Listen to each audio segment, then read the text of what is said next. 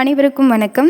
தமிழகத்தில் நகைக்கடன் வச்சிருக்கக்கூடிய ஏராளமான குடும்பங்களுடைய எதிர்பார்ப்பு அப்படிங்கிறது எப்போ இந்த தள்ளுபடி தகவல் வரும் அப்படிங்கிறது தான்.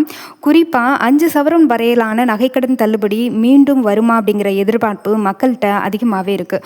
கூட்டுறவு வங்கிகளில் நகை அடகு வச்சு கடன் பெற்றவர்களுக்கு என்ன நடவடிக்கை தற்போது எடுத்திருக்காங்க அப்படின்றதையும், ஏற்கனவே நடைமுறையில் இருந்த நகைக்கடன் தள்ளுபடி திட்டத்தை மீண்டும் கொண்டு வருவது தொடர்பாக அரசு தரப்புலேருந்து என்னென்ன ஆலோசனைகள் கொண்டு வந்திருக்காங்க, யாருக்கெல்லாம் இது மூலியமா பயனடைவாங்க, யாருக்கெல்லாம் தள்ளுபடி பண்ணுவாங்க, எந்த வகையான நகைக்கடன்கள் எல்லாம் கணக்கில் எடுத்துக்கொள்ளப்படும், யாருக்கு முன்னுரிமை அளிப்பாங்க, இதை பற்றின டீட்டெயில் இன்ஃபர்மேஷனை இந்த வீடியோவில் பார்க்கலாம்.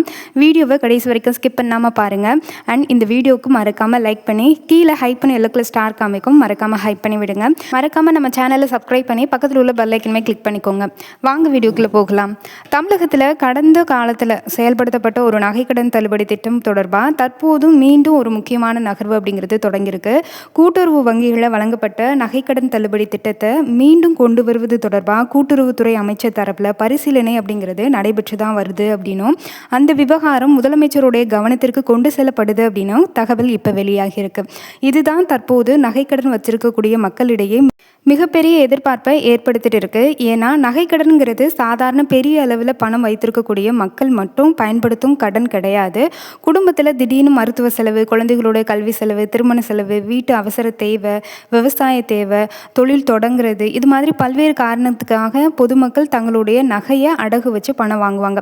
அதனால தான் நகைக்கடன் தள்ளுபடி குறித்து ஒரு சின்ன அறிவிப்பு கூட வந்துடாதா அப்படின்னு பொதுமக்கள் மத்தியில் அதிகப்படியான எதிர்பார்ப்பு அப்படிங்கிறது இருக்குது. ஏற்கனவே நடந்த நகைக்கடன் தள்ளுபடி என்ன அப்படின்னு பார்த்தீங்கன்னா, இப்போது பழைய திட்டத்தை கொஞ்சம் நினைவுபடுத்தி பார்க்கலாம். கடந்த ஆட்சி காலத்தில் கூட்டுறவு நிறுவனங்கள் மூலமாக பெறப்பட்ட குறிப்பிட்ட நகைக்கடன்களுக்கு தள்ளுபடி அப்படிங்கிறது வழங்கப்பட்டுச்சு. அந்த திட்டத்தின் கீழ் தகுதியான பயனாளிகளை தேர்வு செஞ்சு மாவட்ட வாரியாக கூட்டுறவு சங்கங்கள் வாரியாகவும் பயனாளிகளுடைய பட்டியல் அப்படிங்கிறது வெளியிடப்பட்டுச்சு. இன்றும் தமிழக அரசின் சில மாவட்ட இணையதளங்களில் அந்த காலகட்டத்தில் வெளியிட்ட அரசு நகைக்கடன் தள்ளுபடி பயனாளிகளுடைய பட்டியல் இது எல்லாமே இருக்குது. உதாரணமாக தென்காசி மாவட்ட நிர்வாக இணையதளத்தில் கூட்டுறவு சங்கங்கள் வாரியாக நகைக்கடன் தள்ளுபடி பட்டியல் அப்படிங்கிறதும் இருக்கும். அதனால் தற்போதும் புதிய திட்டம் குறித்து பேசுகிறப்ப மக்கள் எதிர்பார்க்குறது என்னென்னா, அதே மாதிரி மீண்டும் தள்ளுபடி திட்டம் அப்படிங்கிறது வந்துடாதா. குறிப்பாக இந்த 5 சவரன் விவகாரம் அப்படிங்கிறது ரொம்ப ரொம்ப பேசுபொருளாக இருக்குது. நகைக்கடன் தள்ளுபடினாலே பொதுவாக மக்கள் மத்தியில் இருக்கக்கூடிய கேள்வி 5 சவரன் வரையிலான நகைக்கடன் எப்போ தள்ளுபடி ஆகும் அப்படிங்கிறது தான்.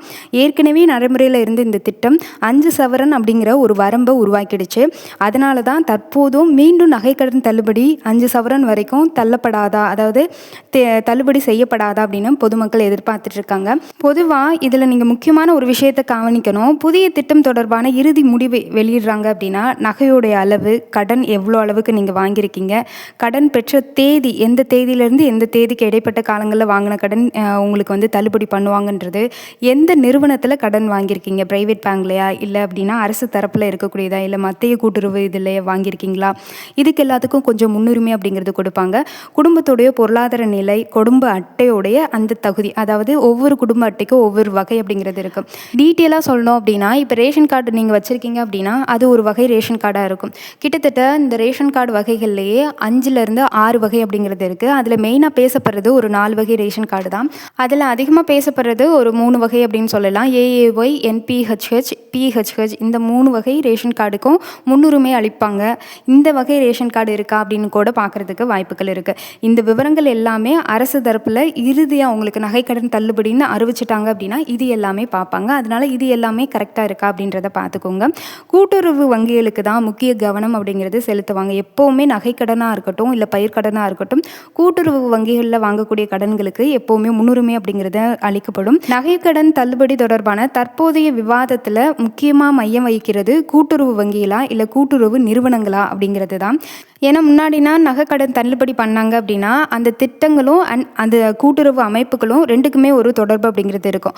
ஆனால் இப்போ இருக்கிற கட்டத்தில் ஒரு திட்டம் குறித்த ஆலோசனை அப்படிங்கிறது நடைபெறப்ப முதல்ல எந்த அமைப்புகள்ல இருந்து பெறப்பட்ட நகை கடன்கள் வந்து முன்னுரிமை பெறும் அப்படின்னு தான் அதிகமாக பேசப்படுது.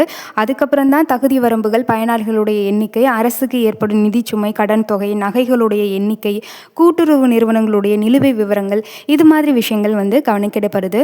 நீங்கள் வாங்கியிருக்க பேங்க் அப்படிங்கிறது அது பிரைவேட் பேங்கா, இல்லை மத்திய கவர்மெண்ட் கூட்டுறவுத்துறையா, இல்லை நார்மல் கூட்டுறவுத்துறையா, இதுனா ஃபஸ்ட்டு மென்ஷன் பண்ணுவாங்க. அதை பார்த்துட்டு அதுக்கப்புறம் தான் நீங்கள் வறுமை கோட்டுக்கு கீழே இருக்கிறீங்களா, நீங்கள் எவ்வளோக்கு வாங்கியிருக்கீங்க, இதை எல்லாத்தையுமே அவங்க நோட் பண்ணுவாங்க. விவசாய கடன் தள்ளுபடி அப்படிங்கிறதும் சேம் இதே தான். அதுக்கும் முக்கிய காரணம் அப்படிங்கிறது இதே தான். கூட்டுறவு வங்கிகள் தான் முன்னுரிமைப்படும். அதில் வாங்கியிருக்கக்கூடிய கடன் தொகைகள் எல்லாமே முன்னுரிமையாக தள்ளுபடி செய்யப்படும் அப்படின்னு சொல்லியிருக்காங்க. கூட்டுறவுத்துறையில் வந்து 75,000 வரைக்கும் தள்ளுபடி சொல்லியிருக்காங்க. அதை பற்றின அப்டேட் அப்படிங்கிறது அடுத்த வீடியோவில் கொடுக்குறேன். அதை பற்றி தெரிஞ்சுக்கிறதுக்கும் சேனலை ஃபாலோ பண்ணி வச்சுக்கோங்க. சரி, ஓகே. இப்போ ஃபைனலாக நகைக்கடன் தள்ளுபடி செய்யப்படுமா படாதா அப்படின்னு கேட்டிங்கன்னா, அடுத்ததான் அரசு என்ன செய்யும் அப்படின்னு தெரிஞ்சுக்கலாம். முதல்ல கடந்த கால திட்டத்தில் என்ன மாதிரி செயல் திட்டம் கொண்டு வந்தாங்க அப்படின்றத ஆய்வு செய்வாங்க. அதுக்கப்புறம் தற்போது இருக்கக்கூடிய கூட்டுறவு நிறுவனங்களில் எவ்வளவு நகை நிலுவையில் இருக்குது, கடன் தொகை வந்து நிலுவையில் இருக்குது அப்படின்றதையும், எத்தனை பேர் கடன் பெற்றிருக்காங்க அப்படின்றதையும், அதில் சின்ன அளவிலான கடன் பெற்றவங்க எத்தனை பேர், 5 சவரன் இல்லைனா 5 சவரனுக்கு கம்மியாக வாங்கியிருக்கவங்களுடைய கணக்கு வந்து எவ்வளோ பேர் இருக்காங்க, அரசு தள்ளுபடி வழங்குச்சு அப்படின்னா எவ்வளவு நிதி தேவைப்படும், இது எல்லாத்தையுமே பல்வேறு கணக்கீடாக பண்ணும். நீங்கள் 5 சவரன் நகை தள்ளுபடி ஆகணும்னு நீங்கள் 5 சவரன் வரைக்கும் கடன் வாங்கியிருந்தீங்க அப்படின்னா இது எல்லாமே நோட் பண்ணுவாங்க. நோட் பண்ணி உங்களுக்கு தள்ளுபடி ஆகுமா ஆகாதா அப்படின்றத அரசு அப்படிங்கிறது முடிவு பண்ணும். இப்போ தாவேகா அரசு ஆட்சி அமைச்சதுக்கப்புறம் நிதி தாக்கல் அப்படிங்கிறது, அதாவது பட்ஜெட் தாக்கல் பண்ணுறப்ப எல்லாருமே எக்ஸ்பெக்ட் பண்ணது பயிர்க்கடன், நகைக்கடன், மகளிர் உரிமை தொகை, 3000 ரூபாய் முதியவர்கள் தொகை, இது எல்லாமே ரொம்ப எக்ஸ்பெக்ட் பண்ணது. ஆனால் அதை பற்றின எந்த ஒரு விஷயமுமே அதில் வெளியிடப்படலை. குறிப்பாக பயிர்க்கடனுக்கு தள்ளுபடி ஆகிறதுக்கு ஒரு சில குறிப்பிட்ட நிதியே ஒதுக்கிட்டுருக்காங்க. அப்படி இருக்கிறப்ப அதே மாதிரி தான் கடன் தொகைகள் எல்லாமே தள்ளுபடி ஆகிறதுக்கும் ஒரு குறிப்பிட்ட அதாவது ஒரு குறிப்பிட்ட தொகை அப்படிங்கிறது ஒதுக்கீடு செஞ்சுருக்காங்க. இந்த நிலையில் உங்களுக்கு இப்போ என்ன கரண்ட் சுச்சுவேஷன் நடந்துட்டுருக்குன்னா, கடந்த காலத்தில் இருந்த நகைக்கடன் தள்ளுபடி திட்டத்தை மீண்டும் கொண்டு வருவது குறித்து அரசு தரப்பில் ஆலோசனை இப்போ போயிட்டுருக்கு. குறிப்பாக பரிசீலனை செஞ்சிட்ருக்காங்க. யார் யாருக்கெல்லாம் கொடுக்கலாம், 5 சவரனுக்கு கீழே யார் யாருன்னா வச்சுருக்காங்க, 5 சவரன் வரைக்கும் எத்தனை பேர் வச்சுருக்காங்க, எவ்வளோ நிதி தேவைப்படும், இது எல்லாமே கணக்கீடு செஞ்சிட்ருக்காங்க.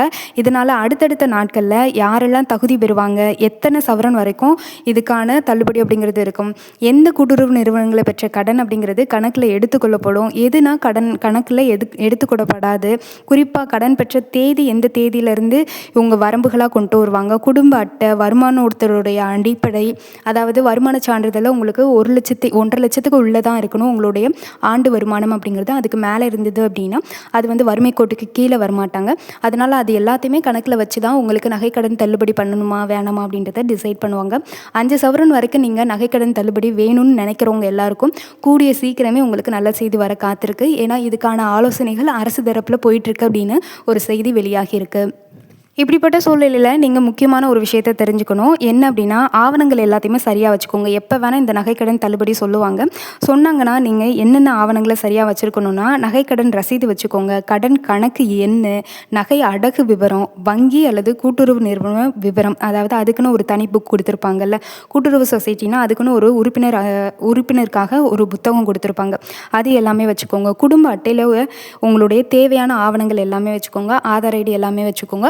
குறிப்பாக KYC அப்படிங்கிறத எல்லாத்துலேயுமே பதிவு பண்ணி வச்சுக்கோங்க. ஏன்னா இது இப்போ கட்டாயம் ஆக்கப்பட்டிருக்கு. அதனால் இதை கவனத்தில் வச்சுக்கோங்க. இது எல்லாம் சரியாக இருக்கான்னு பார்த்துக்கோங்க. ஆதார் ஐடியில் என்ன ஃபோன் நம்பர் கொடுத்துருக்கீங்களோ அது உங்கள் கையில் இருக்கிற மாதிரி பார்த்துக்கோங்க.